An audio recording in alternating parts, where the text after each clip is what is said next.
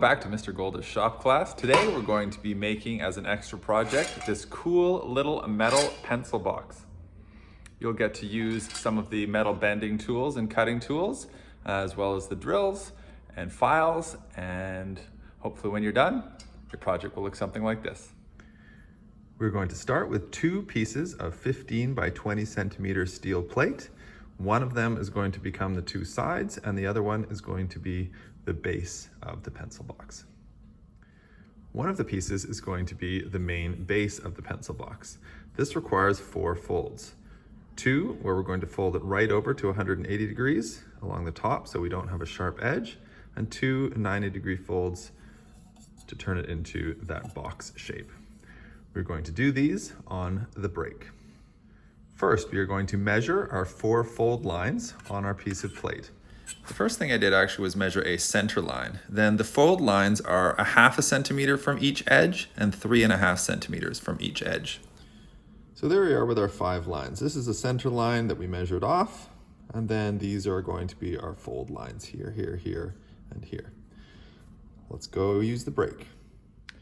For the first 2 180-degree bends, we're going to place our piece of steel into the break so that the line we drew is right even with the edge of the break, like that.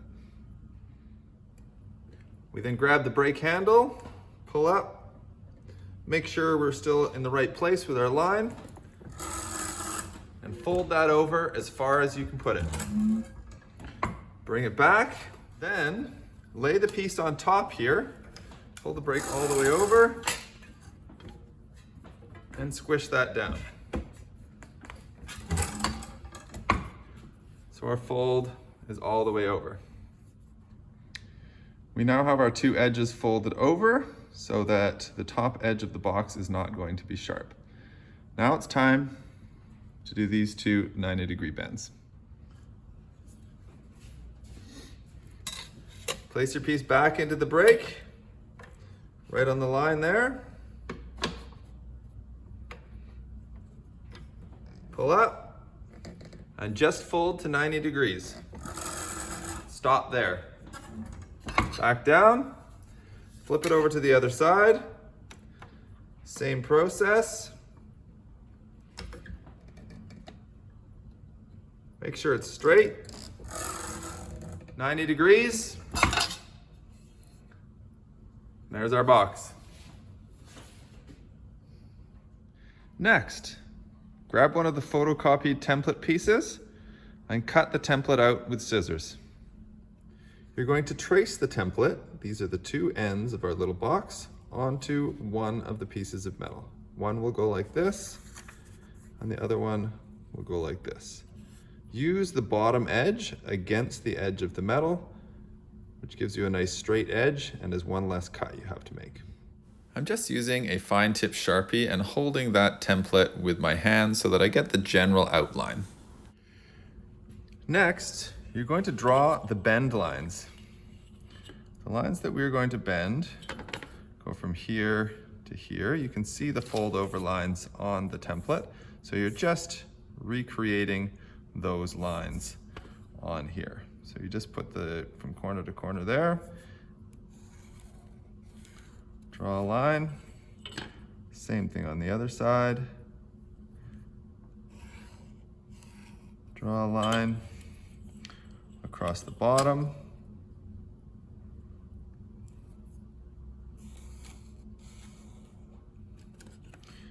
And the 2 tabs on each side.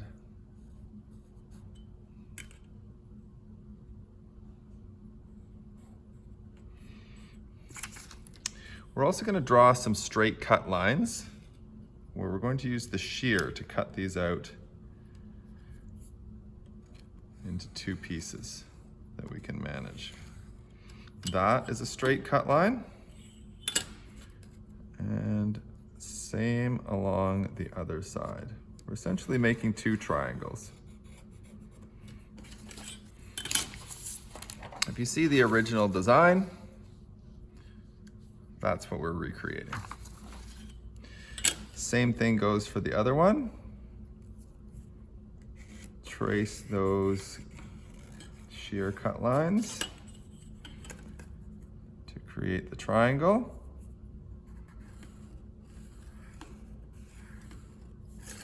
And then the lines that are going to be folded over using one of the breaks. Two sides, across the bottom, and this tab, and this tab.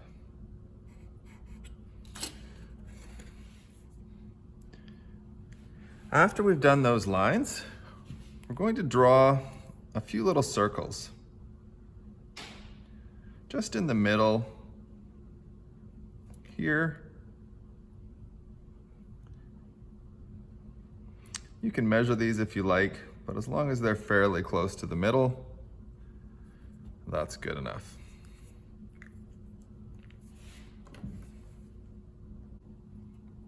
On the base of the box, where our center line is there, we're going to draw a little circle where we will be punching a hole on either end so that we can attach the whole thing together with rivets.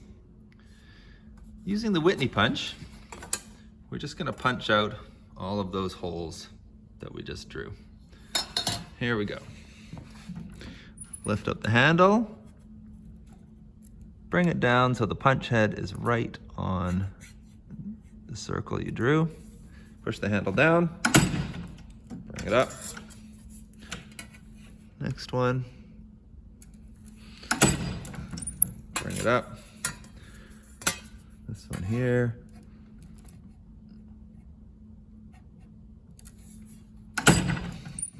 Bring it up, and I'll do the other one as well.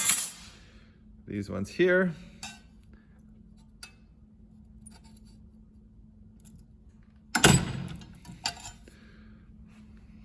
There's one.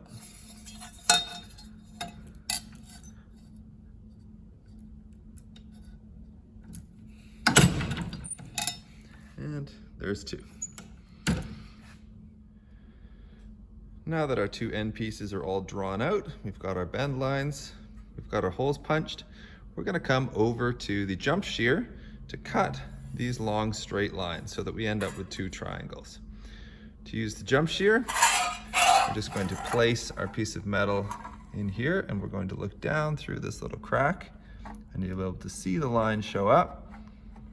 There's the line right there. And I'm going to line that up with the edge of the shear deck so that it's nice and straight. And then I'm going to step on the pedal nice and hard. And that's cut that edge up for us. I'm going to make these other three cuts as well. And now we have our two end pieces ready, and we just have to cut out all these little extra pieces here and then fold the tabs over. So I'm just using the snips to cut all of those extra little pieces off so that I get the right shape for my end pieces. It's just kind of a snip in and snip around. It's pretty straightforward. So now we're going to be folding in our edges. This tab and the two tabs on either side get folded at 90, and these ones get folded all the way over. We're going to do the bottom three tabs first.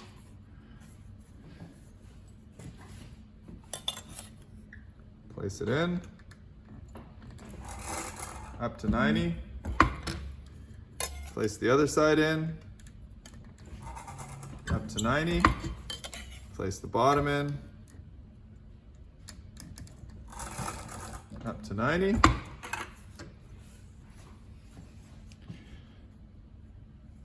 and then we're going to do these other ones on the box and pan brake. These two tabs we're going to fold over as far as we can using the brake, and then we're just going to tap them closed with a hammer on the anvil. We're going to put it in such a way so that these tabs are in this little slot here so that it doesn't get folded over any further.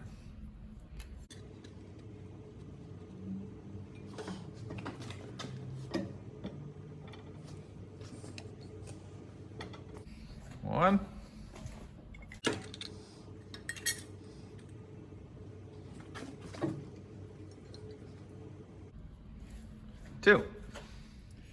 we'll just flatten down these two with the anvil.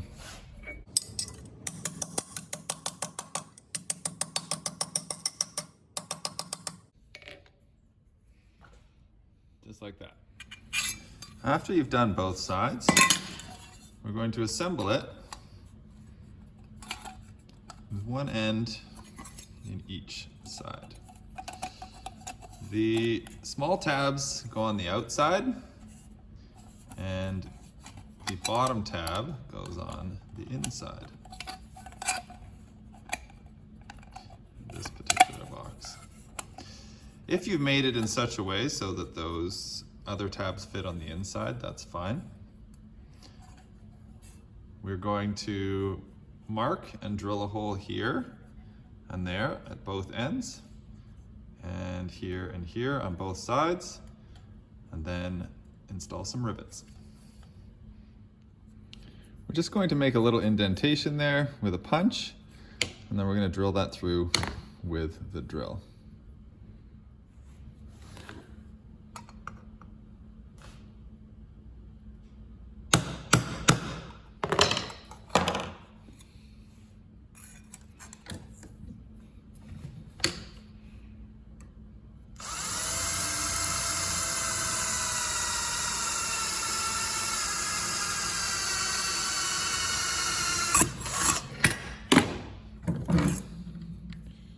Take your end piece and put it upside down in the vise so we don't have to hold it. Get ready by placing the rivet in the end of the gun. Line up your box so that the holes are lined up with each other. Take the rivet gun, place the rivet through the hole. Nice and tight. Squeeze the handle.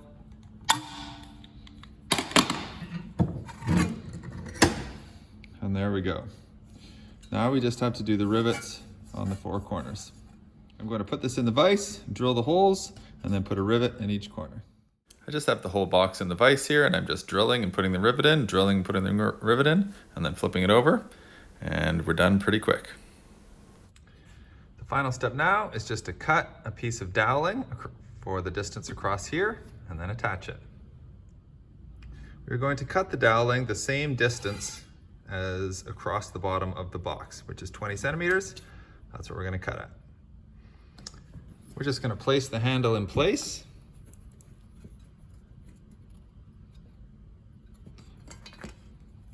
Mark each end with a pen or a pencil.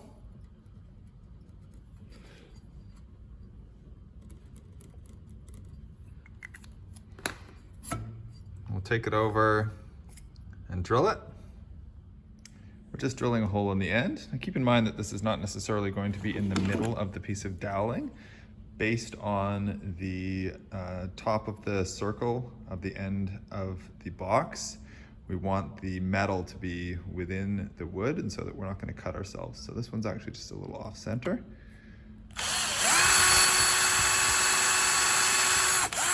Just a little ways in, we're only using 1/2-inch screws.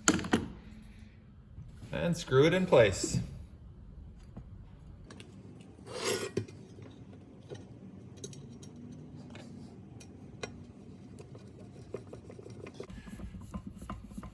Just snug, you don't need to crank it super tight. Other end. Line that screw up there.